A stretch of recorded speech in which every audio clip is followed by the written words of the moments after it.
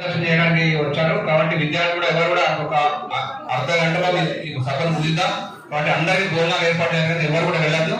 మనకు ఎంతో వ్యాయాప్రసారాలకు ఓర్చుకుంటూ మన గురించి, మన బీసీల సమస్యల మీద, మన పోలీసుల డిమాండ్ల మీద ఈ ప్రతి జిల్లాకు తిరుగుతూ మనని మార్గదర్శనం చేస్తున్న నాయకులు మాట్లాడే వరకు ఉండాలి. అందరూ వారి సందేశం నిలవలసిన కోర్చు. మరి సమయాభావం తక్కువ ఉంది, వేదిక మీద చాలా మంది పెద్దలు అందరితో మాట్లాడే అవకాశం ఉండకపోవచ్చు.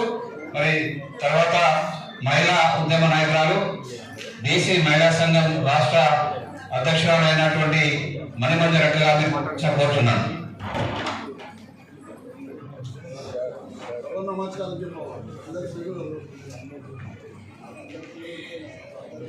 సభ అధ్యక్షత వహిస్తున్న వాళ్ళకొండ వేణు గారికి, జాతీయ బీసీ సంక్షేమ సంఘం జాతీయ అధ్యక్షులు జాగశ్రీ అన్న గారికి, కుందర గణేష్ అన్న గారికి, బాలరాజ్ అన్న గారికి, శేఖర్ సగర గారికి, మా తమ్ముళ్ళు కోగచెల్ల శ్రీనివాస్, విక్రమ్, శ్యామ్, సురేష్, మా చెల్లెళ్ళందరికీ, ఇక్కడ విచ్చేసిన మా అక్క చెల్లెళ్ళ అన్నదమ్ములు, మా విద్యార్థులందరికీ కూడా ఉద్యమాభివందనాలు తెలియజేసుకుంటూ, మనము శ్రీనన్నని చూస్తున్నాము. గత 25 సంవత్సరాల నుంచి శ్రీనన్న ఈ ఉద్యమం చేస్తున్నారు, బీసీ ఉద్యమం.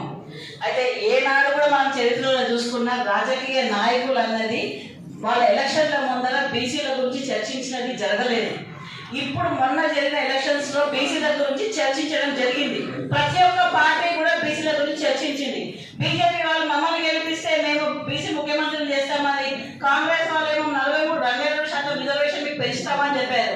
ఇది చెప్పడం ఎందుకు జరిగిందంటే మన ఉద్యమం సక్సెస్ అయ్యింది, శ్రీనన్న సక్సెస్ అయ్యారు, మనం చేసిన ఉద్యోగ